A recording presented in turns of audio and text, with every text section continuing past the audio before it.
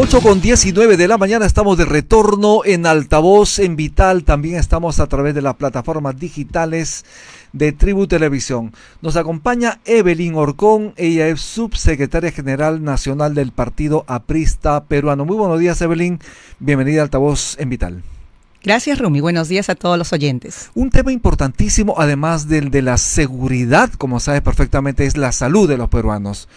Lamentablemente estamos en crisis de salud en el país por una mala atención por parte de hospitales, tanto del sistema nacional como también por el sistema de e-salud. ¿Cuál es tu primera apreciación sobre esta situación?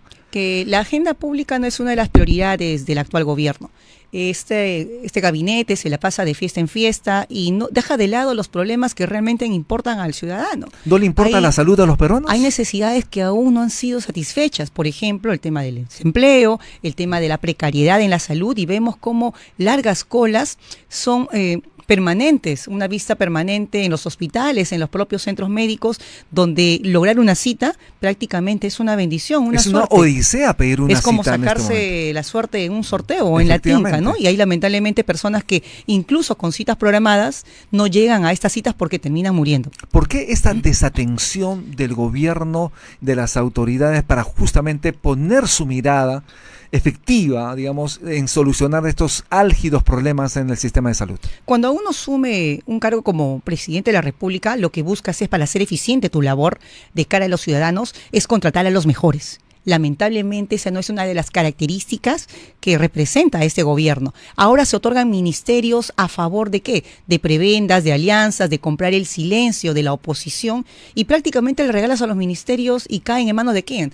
De gente improvisada, que no ha tenido experiencia en la gestión pública y sobre todo que son personas cercanas a los líderes de oposición que hoy copan el Parlamento y que lamentablemente son alianzas que la señora Dina Boluarte ha construido para que no puedan tener estas voces que puedan fiscalizarla permanentemente. ¿Te refieres directamente al ministro de Salud, al señor Vázquez? Precisamente pertenece a las canteras de APP. Y claro, APP se caracteriza por tener brillantes profesionales en la salud y en todos los ministerios. Vemos cómo cada día este gobierno se cae a pedazos. Y no es por culpa de la oposición o de aquellas pocas voces que fiscalizan y le dicen las cuatro verdades a la señora Dina.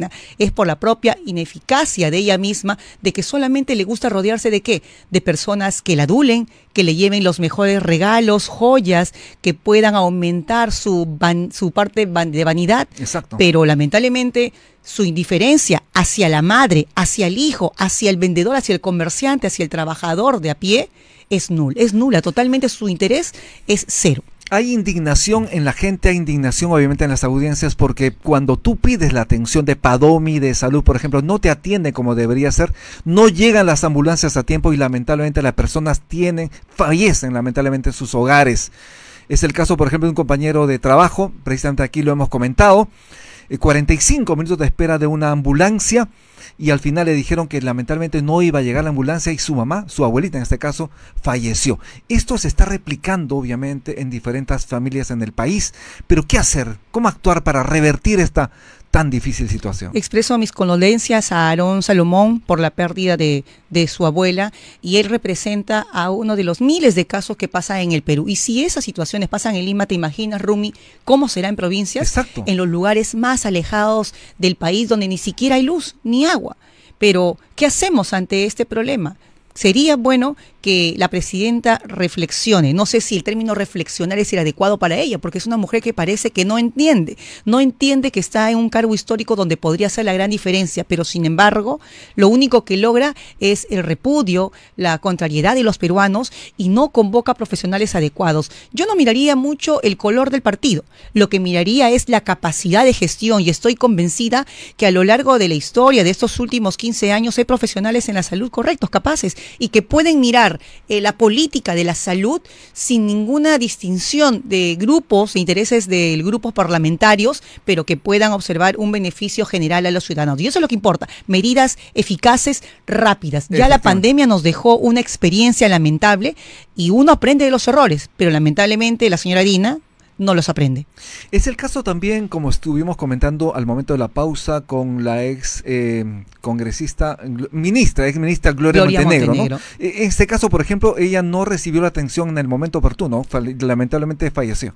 Sí, tengo entendido que incluso ya había sacado una cita, o se le había programado una atención, exacto, una intervención médica con un tiempo de espera prolongado, increíble, siendo aún una ex ministra, pero lamentablemente la muerte llegó antes que la cita programada, y esa es una muestra de que acá en el Perú las cosas están atrasadas, ¿no? Entonces, nos demuestra también que tanto la persona profesional o el comerciante próspero hasta el trabajador más humilde, al final todos son sujetos de esta indiferencia que el gobierno hasta ahora mantiene, y que la salud termina siendo uno de los elementos que nos lleva a la muerte, tanto como la inseguridad ciudadana en este país. Y justamente sobre el tema de la inseguridad ciudadana, como sabes perfectamente, cada día están cometiendo crímenes, están asesinando a las personas, están demandando dinero, pidiendo dinero, exigiendo dinero a las personas por, entre comillas, darles seguridad. Se llaman extorsiones, y esto no acaba, no hay cuándo acabar. Las autoridades han mostrado ineficiencia, ineficacia, no hacen las cosas con caridad. Pero ¿cómo hacer para que desde los próximos programas de gobierno en los partidos políticos incorporemos acciones concretas que permitan restablecer la paz que en el Perú necesitamos? La inseguridad ciudadana, como lo hemos visto en las noticias, también atenta no solo contra la salud, contra la vida de la persona, la integridad, también contra el turismo, contra el resurgimiento de las nuevas empresas o microempresas. Hemos visto hace poco cómo extorsionadores o piratas han secuestrado a turistas en la selva. ¿Y eso qué genera? Temor de los turistas que quieren visitar el país, pero que por una seguridad personal ya no lo van a hacer. ¿Qué cosa hacen? Retrasan la economía, que ya no se generan puestos de trabajo, y todo esto a costa y paciencia de quienes deberían darnos la seguridad. Hace poco escuché un buen planteamiento de Javier Velázquez Quesquén, que ha sido primer ministro también de nuestro gobierno, y él enfatizaba mucho que era importante establecer un centro de operaciones que tenga toda la logística necesaria y darle el revestimiento de un servicio de inteligencia acorde a los tiempos. O sea, debemos de observar que la Dirección de Inteligencia debería ser el ente que identifique esas acciones y a los grupos que generen esta inseguridad, esos actos de criminalidad. Pero sin embargo, eso no funciona, porque colocan a cada director en esa institución al paso, y el tiempo que se queda no les permite hacer un trabajo idóneo. Aunque también sabemos que quienes han estado actúan de cara a lo que la presidenta quiere, incluso tapando información para cubrir a los socios de turno de otros partidos políticos. Se requiere inteligencia y presupuesto, obviamente, para la Policía Nacional.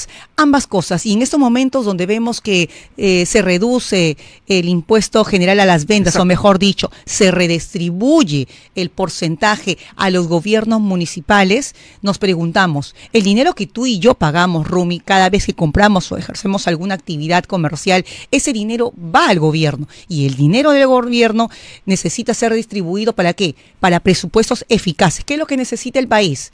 Atención médica, la construcción de más hospitales. En el gobierno de Alan García se creó una gran cantidad de hospitales importantes que permitieran el acceso a la salud a todos los peruanos, sin distinción de niveles socioeconómicos. ¿Qué necesitamos? ¿Más patrullaje? Sí, efectivamente, pero dotar al servicio de inteligencia para que puedan operativizar investigaciones y ubicar antes de las acciones a las grandes mafias que se han enquistado en nuestro país. Esta redistribución del IGB, como sabes perfectamente, se está subiendo de 2% a 4% el IPM, el impuesto de promoción municipal, que se va al fondo común, que se destina a los gobiernos locales, va a significar un forado para el gobierno nacional de 10.700 millones de soles. Es decir, le está dejando una papa caliente al próximo gobierno. Efectivamente, y creo que debemos comenzar porque debemos conceptualizar de que el IGB termina siendo un impuesto fantasma. En primer lugar, el IGB se creó como un impuesto para dotar al gobierno de un presupuesto que le permita ejecutar planes, proyectos. Pero sin embargo, a la larga, el IGB se ha convertido en ¿qué? En un presupuesto económico para pagar planillas. Y entre ellas, planillas doradas a los funcionarios que hoy están en los diferentes ministerios y entidades del país.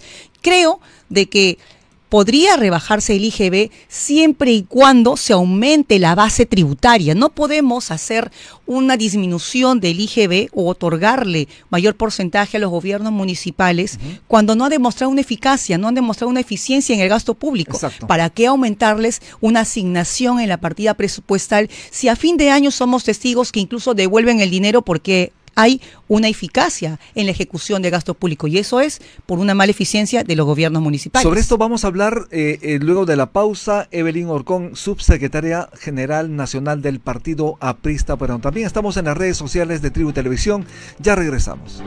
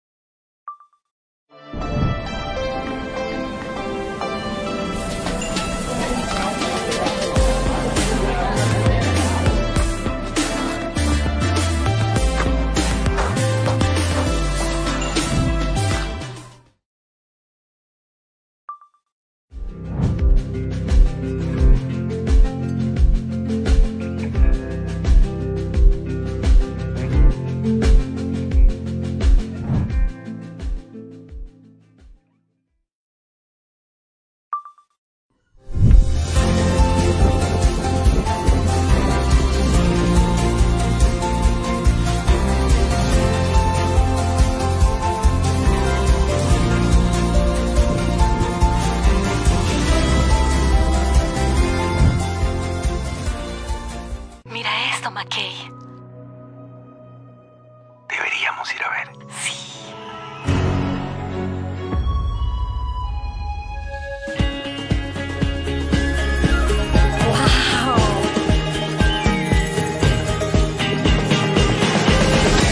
Cada vez que veas algo sobre el Perú, tendrás un wow. ¡Wow, Perú!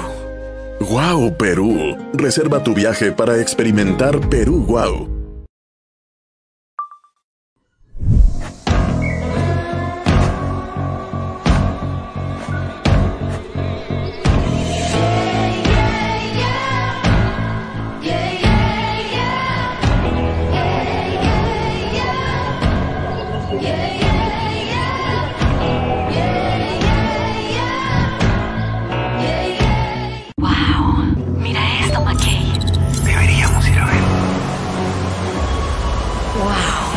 Cada vez que veas algo sobre el Perú, tendrás un wow. ¡Wow, Perú! Hay un lugar en el mundo que lo tiene todo. Tesoros conocidos y otros por conocer. Desde los majestuosos Andes, la cálida costa, hasta la exuberante selva amazónica. Nuestro país tiene un sinfín de riquezas únicas llenas de tradición, innovación e ingenio que nos enorgullecen. Y un banquete de sabores que nos alegra el corazón. Te invitamos a un viaje donde exploraremos tesoros que quizás aún no conocías y que...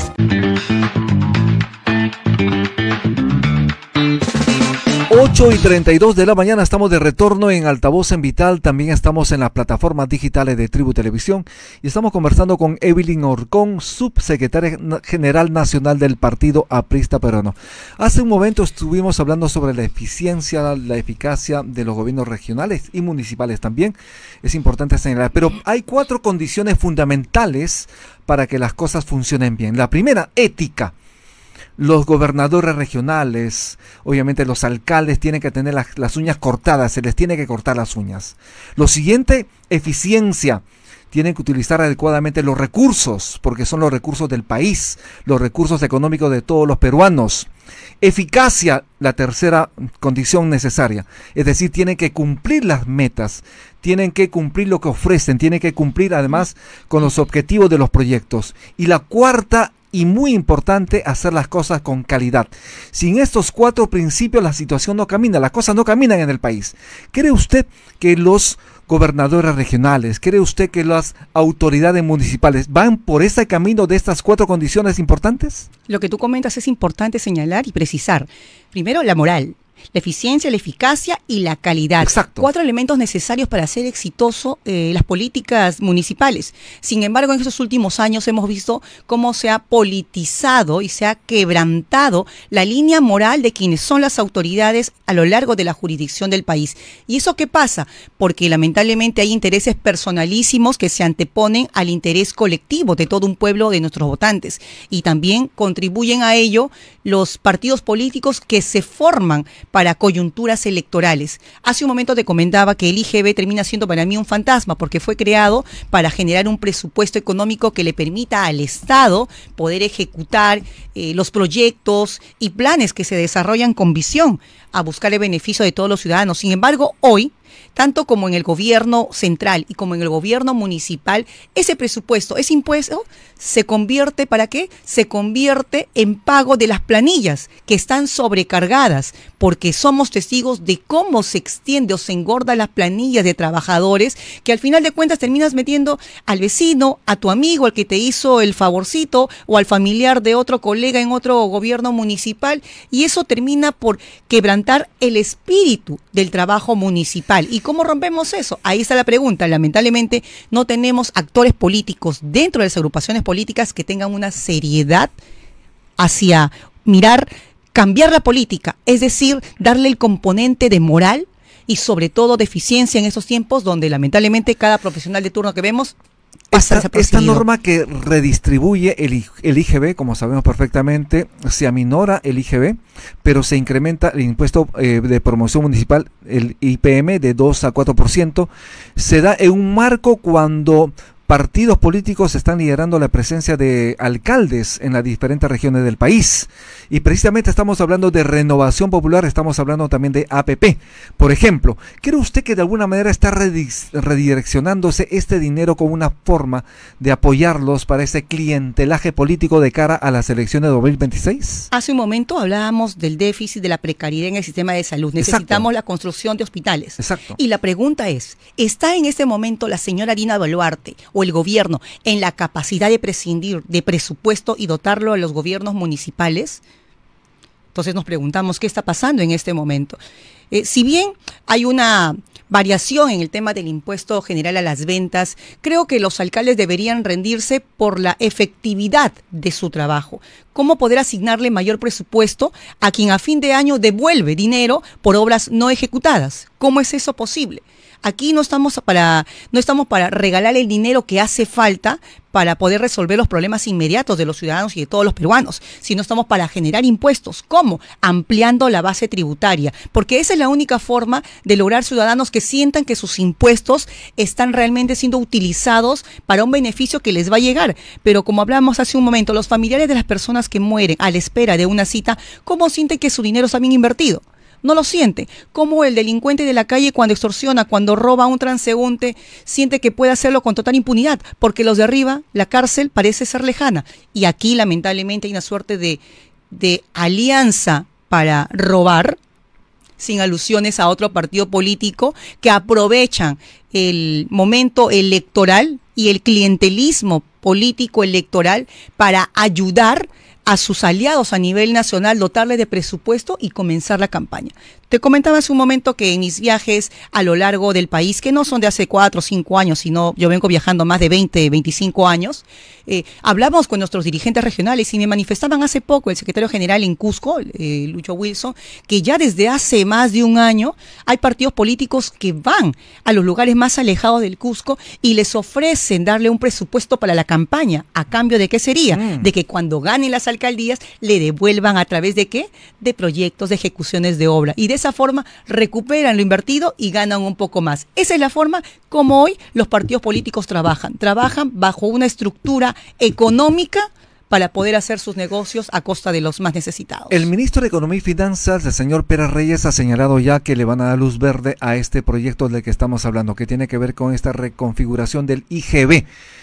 Al parecer, obviamente, no van a observar la autógrafa de ley y obviamente esto va a salir por agua caliente, por agua tibia. Pero ¿qué debe hacer, digamos, la sociedad organizada para exigir efectivamente si es que este dinero va a llegar a los gobiernos locales, se va a cumplir las metas, se van a cumplir los objetivos de los proyectos dados. ¿Cómo debe reaccionar la sociedad? Bueno, la sociedad organizada se ve representada en el Parlamento, porque prácticamente nuestro voto no cumple representa y llevamos a los representantes que deberían hablar por nosotros. O dos, los partidos políticos, que son asociaciones de ciudadanos que se encargan de llevar las plataformas, los pedidos de los ciudadanos que son parte de un partido político, pero en estos casos adolecemos de ambas cosas. Entonces, ¿qué debemos hacer? Debemos seguir insistiendo, seguir proponiendo al gobierno en que reaccione. Mira, Rumi, he escuchado en este fin de semana a varios economistas que han mencionado que lo que se está haciendo en este momento en el gobierno es irresponsable.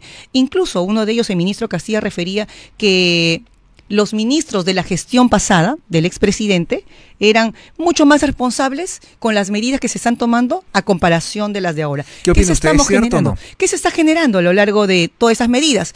Se está generando una carga a los próximos gobiernos, porque un ministro de Economía debe tener una mirada responsable del gobierno, no mirar a corto plazo, de 1 a 5 años, sino mirar la política fiscal, la política tributaria y la política monetaria a largo plazo. Es decir, no dejar una papa caliente al próximo gobierno, porque dejarle una deuda grande a quien pueda sentarse en el próximo sillón presidencial es terminar por perjudicar al país, y en ese momento no estamos para retrocesos. Justamente el ministro de Economía y Finanzas, Luis Miguel Castilla, fue quien dijo eso precisamente respecto a la gestión que hizo Pedro Franque, ¿no?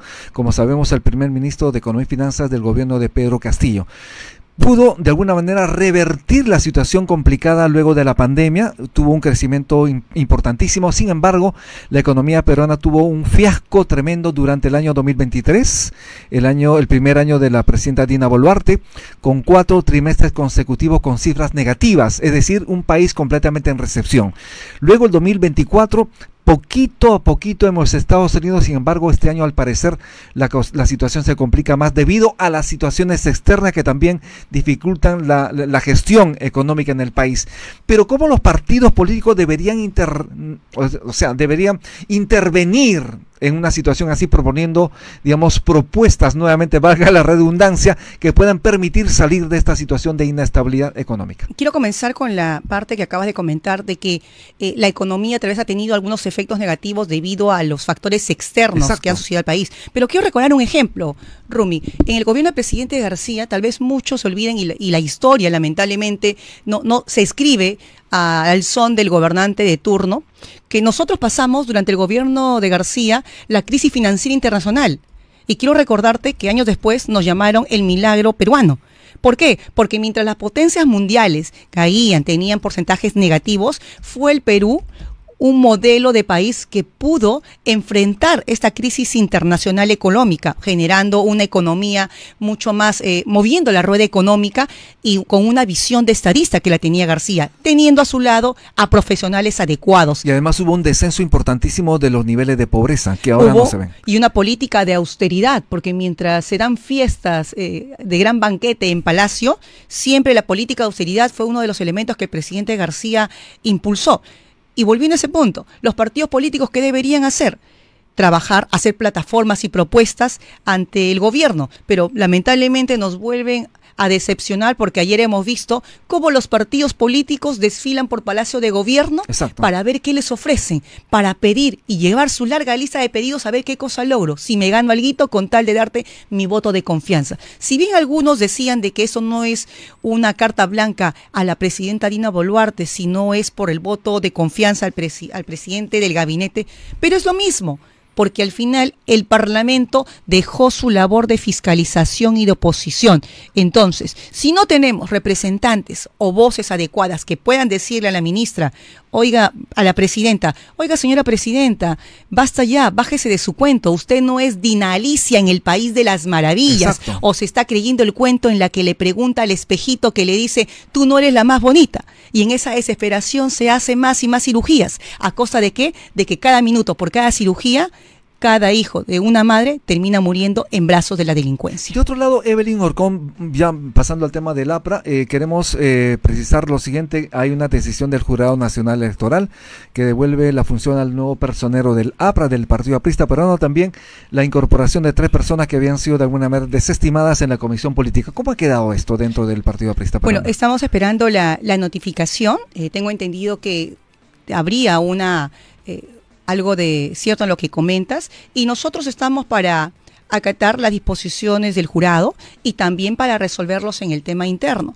En este momento el personero actual del partido nos ha dado un informe preliminar, seguro le dará un informe mayor a la comisión política actual, y hasta que tengamos nosotros el nombramiento oficial de quienes sean hasta el día de hoy los miembros de la comisión política, nosotros vamos a trabajar. No hay disputas en el partido. Eso es lo que quiero Se va a acatar lo señalado entonces por el jurado. Lo que quiero expresar a todos mis compañeros a nivel nacional, que el APRA mira más allá de estos pequeños problemas, mira la grandeza de lo que la historia nos exige, y continuar el legado de Alan García es lo más importante para los otros, más allá de pleitos, peleas que pueden haber en otros partidos políticos. Que además en democracia está bueno, ¿no? Que ocurra, ¿no? Es natural que hayan discusiones, puntos de vista diferentes, pero al final comprendemos la grandeza de cada compañero y cargamos, en lo personal lo digo, Rumi, cargamos con la responsabilidad de más de 101 años de historia. Han habido personas peruanos que acompañaron a Aya La Torre a lo largo de su lucha por un Perú de oportunidades para todos sin condicionamiento alguno.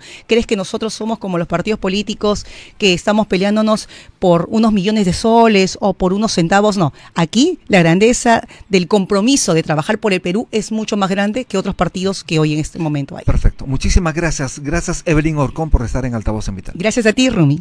Estuvimos con la doctora Evelyn Orcón, subsecretaria general nacional del Partido Aprista Peruano. Haremos una pausa en Altavoz en Vital y en las plataformas digitales de Tribu Televisión. Ya regresamos.